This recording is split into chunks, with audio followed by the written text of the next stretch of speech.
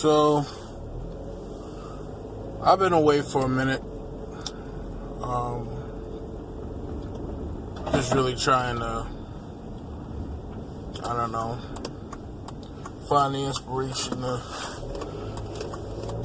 keep doing what I do.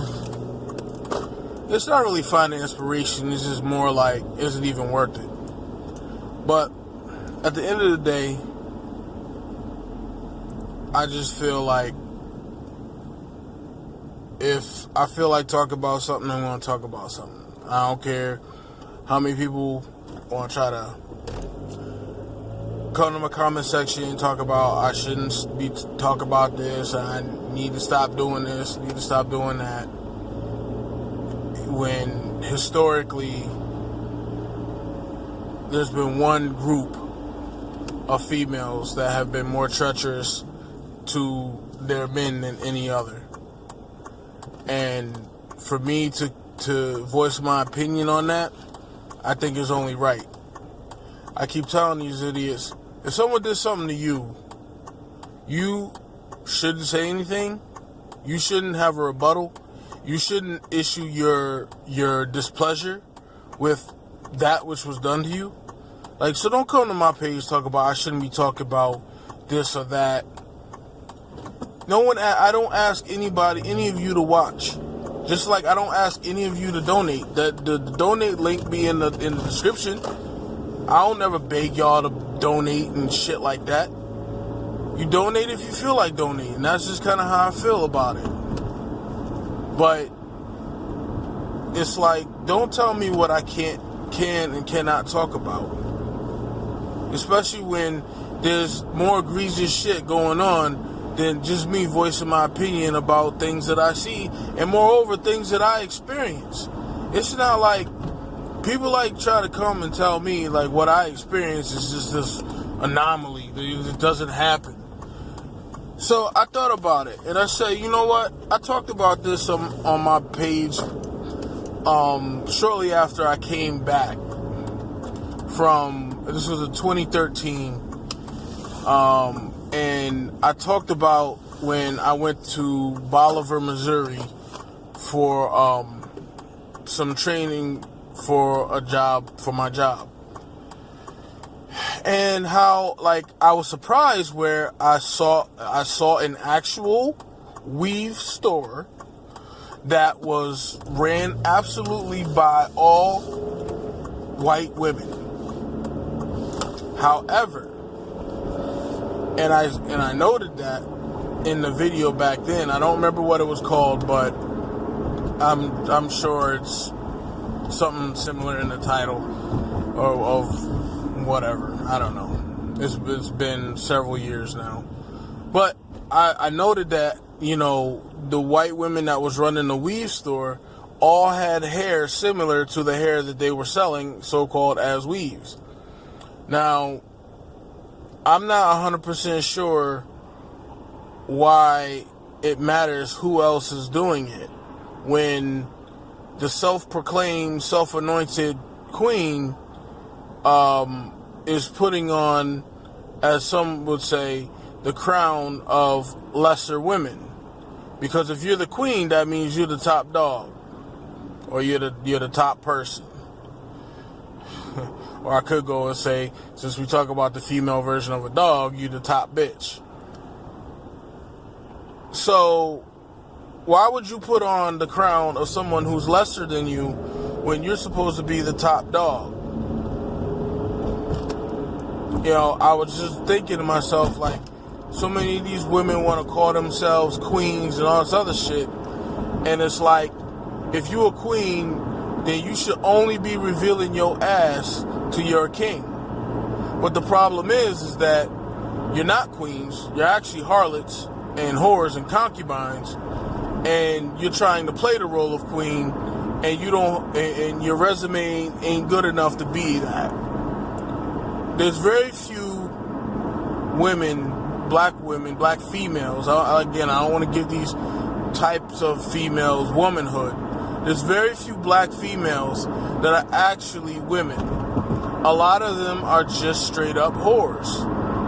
A lot of them. And a lot of them are undercover whores.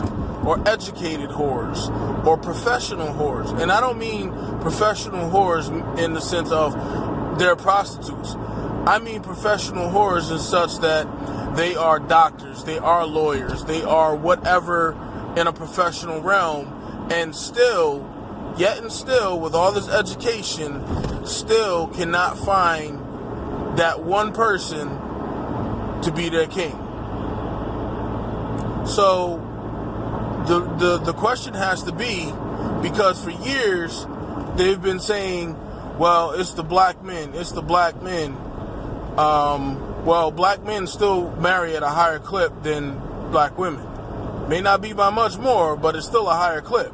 So if that was the case, black men should be marrying at a lower clip, even lower than what black women or black females are already being married at, which is approximately 24 to 25%. So, and I got to get the exact number, but I know I've seen it in the past where black men, I think they're like 35 or 36%, but I it's been a while since I looked at that stat, so I probably would need to go back and just make sure I'm quoting it correctly.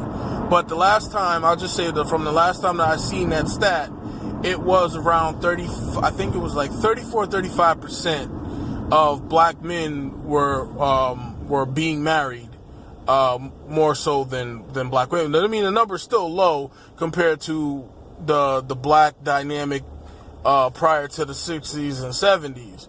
But at the end of the day, you can't blame the group of men who are actually being married at a higher clip than you. But facts be damned. I've had a couple people argue with me saying that you can't believe the statistics by the CDC because they're racist white people. So this was also a person who shared the statistics of black fathers being more involved in their children's lives than any other group of men. So I also said, well, I guess you can't believe that either, because you can't, from the same source, you can't say one is a lie and then the other one is truth.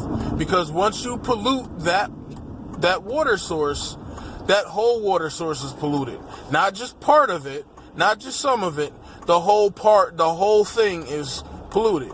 So how can you sit there and say that you believe that from what the CDC says, that black men are more involved in their children's life, but when it comes to STDs and children out of wedlock for black women, oh, well, they're lying. Look around any hood, look around any inner city, and tell me what you see. You see weave and children with no men. And it's usually the same lousy loser ass men making all these babies. You ever notice that?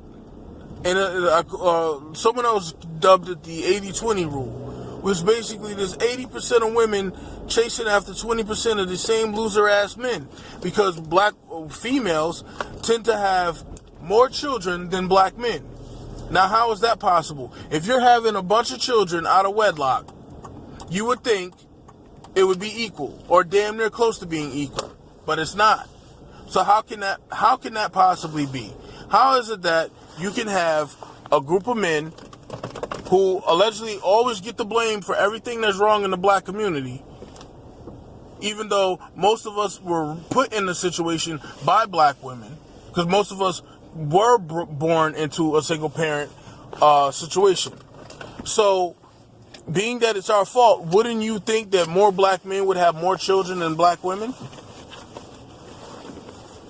But, like I said, we don't want to really talk about that. We just want to keep shouting and repeating talking points that don't necessarily vibe with reality.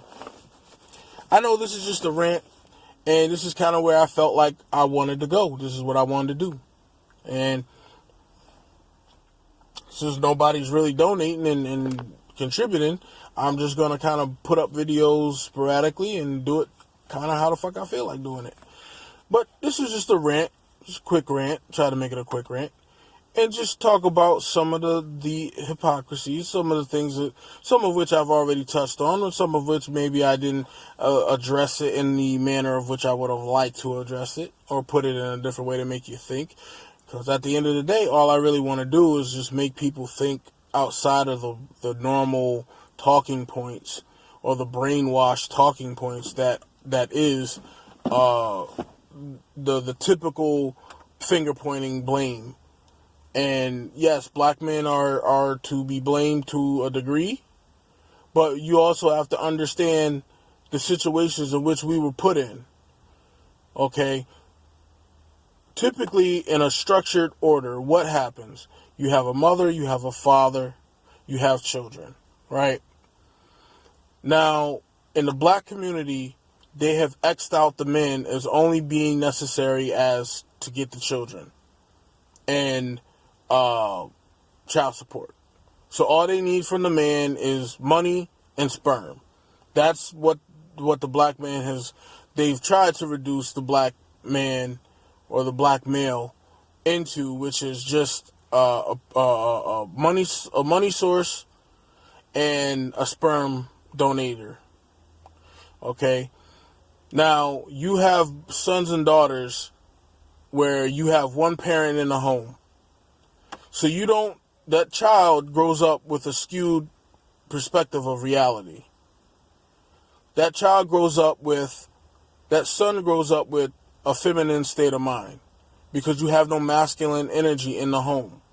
So you then put this boy out into the world where, even though they try to push all this equality and transgender bullshit and whatever you want to call it, the world still operates in a masculine and feminine way. So you put a boy out there with a feminine state of mind and you put him in a man's world. He's never going to, unless somehow miraculously he just learns how to deprogram himself and take that programming out of his mind and reprogram himself in the masculine way, such as I did, and a handful of others who have done that also. Unless you reprogram yourself, you're not going to succeed in this world. And I always say, the only reason why I got as lucky as I did was because I actually had men in my family to look at and say, I know I don't have this, but this is what I need to do for me to feel like I'm a man, or to operate as a man, because I'm seeing my uncles, I'm seeing some of my cousins operate as men, being providers, being husbands. These are the things that I'm seeing. So I got lucky, but most boys don't ever see that in their family. So how do they know how to be providers? How do they know how to be husbands? They only know what they've seen and what they've grown up with. And they've grown up and seen many men come through, bang out their mother, give them other siblings that don't look like them. And so they begin to normalize this. And then you have a bunch of women talking to these boys, talking about you need to man up. Well, you know what? Maybe if you womaned up, you would have been a wife as opposed to a baby mother. How about that? But again, we never like to talk about that. We just want to blame the men. So you put these boys up to grow up as men in a behind the 8-ball, and then you sit there and wonder why they can't get out from behind the 8-ball.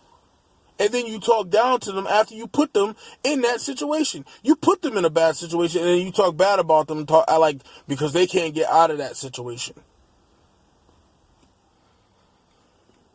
Well, I guess this is the end of my random rant, because I'm feeling my blood pressure elevate.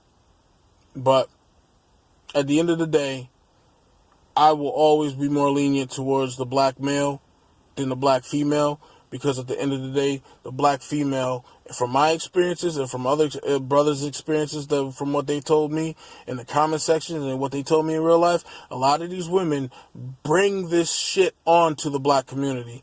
They decide they're gonna bring children into a fucked up situation. They're gonna bring children into a situation where finances be damned. They're just gonna use that child as a sword over the head of the man, because the man don't want to be with them no more or whatnot, and they use the child as a weapon.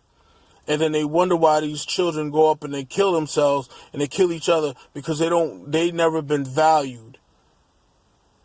Let me stop before I do a whole nother video.